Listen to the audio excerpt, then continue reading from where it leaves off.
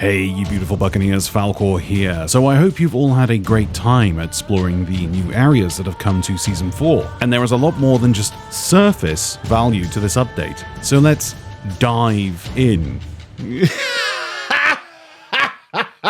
The puns! The puns!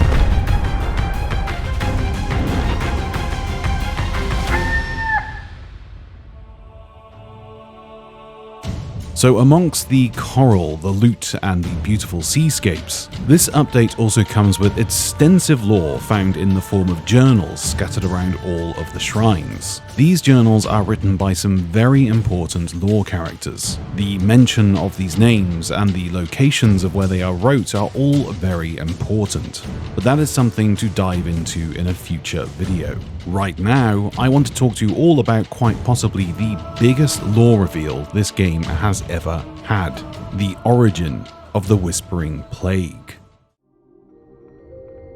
The journals talk of a great warrior of the ancients that was often depicted in cave paintings as a man with a spear, often with a bird on his shoulder.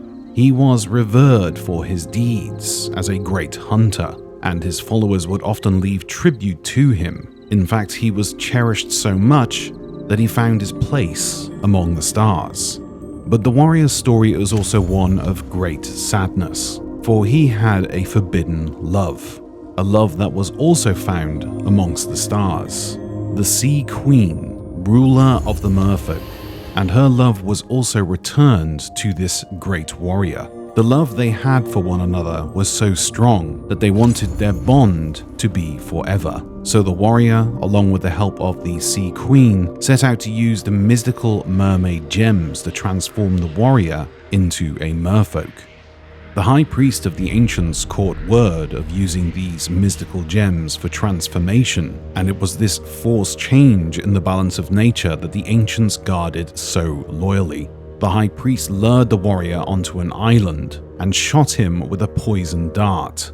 However, the warrior was made of much tougher stuff than the high priest, and the warrior threw him from the edge of the cliffside for his treachery.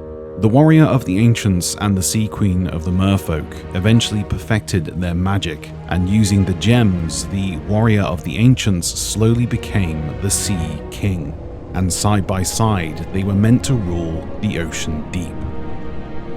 However, the high priest of the ancients had good intentions to stop this ritual, as messing with the forces of nature comes at a terrible price.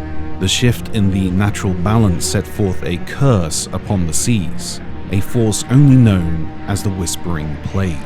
This plague cut off the merfolk from their song, and the now Sea King and Sea Queen being its first two victims, spreading out to other merfolk tribes, warping and bending their bodies into a cursed form, known now as the Sirens.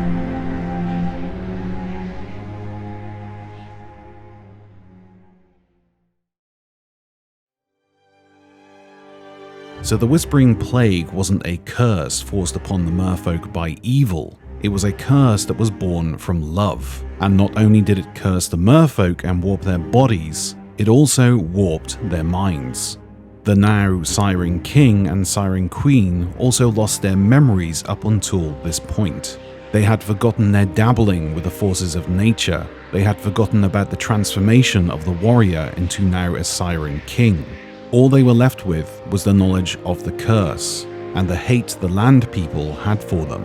The now Siren King attempted to make peace with the land dwellers, as he simply could not remember why they hated the Sirens so much.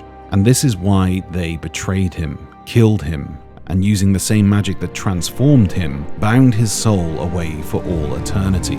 As an example to others, mess with nature, and nature bites back.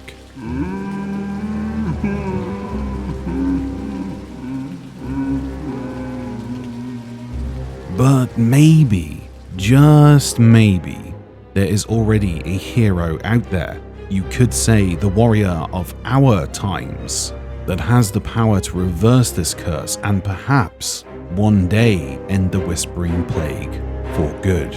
But there is much more to this story. Until next time, you beautiful Buccaneers.